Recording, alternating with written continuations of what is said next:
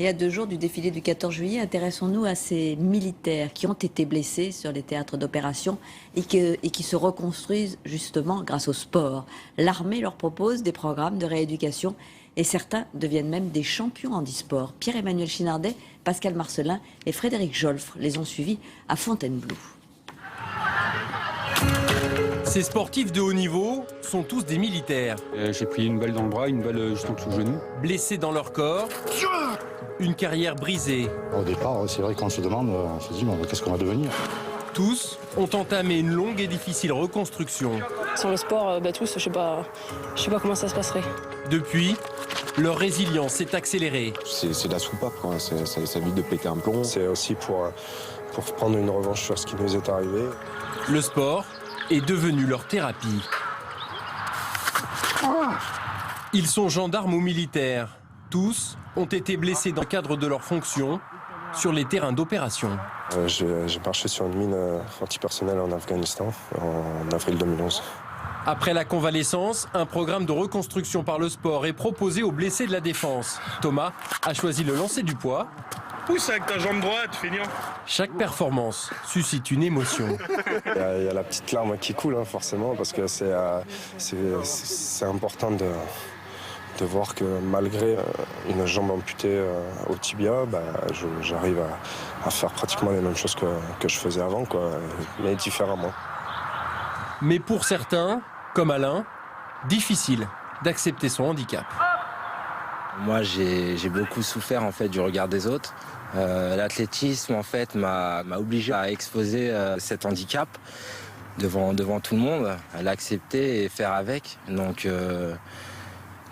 comment dire, c'est vraiment un moyen de s'accepter soi-même et de se prouver qu'on est capable de toujours faire quelque chose de bien, quoi.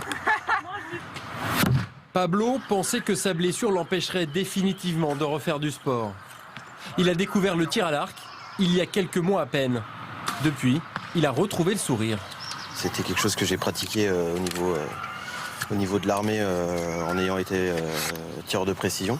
Et là, je retombe un peu dans ce que je connaissais, donc les mêmes sensations, le même esprit de concentration et tout ça. Donc voilà, ça me plaît, quoi. Leurs progrès sont tels qu'aujourd'hui, ils participent à des compétitions de haut niveau. Le militaire est devenu athlète.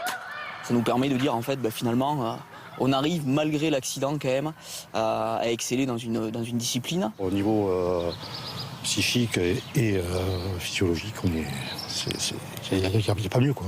Voilà. Allez, Benji, allez. 500 blessés de la défense se reconstruisent grâce au sport. Un tiers d'entre eux, l'élite, est sélectionné pour participer aux futures épreuves militaires. La plupart, on a tous un peu l'esprit compétitif. Donc, et puis si ça peut pousser aussi ceux qui sont encore en bas à monter aussi, c'est que mieux. Ah, et ça joue. En octobre prochain, l'équipe de France des blessés de la défense disputera les Jeux mondiaux militaires. Pour la première fois, la compétition s'ouvre au handisport. S'ils sont là, c'est pour gagner, ce sont des compétiteurs. Et donc ça fait partie de leur reconstruction. Donc ce qu'on retrouve, c'est toutes ces valeurs militaires qui sont véhiculées par ces soldats, par ces militaires, qui sont de vrais exemples pour les autres. Gagner à nouveau, sur d'autres terrains. C'est pas mal. C'est une façon aussi de montrer qu'on peut représenter les couleurs de la France d'une autre manière. C'est dans l'ADN de ces militaires devenus sportifs de haut niveau. C'est un besoin de reconnaissance, une question d'honneur.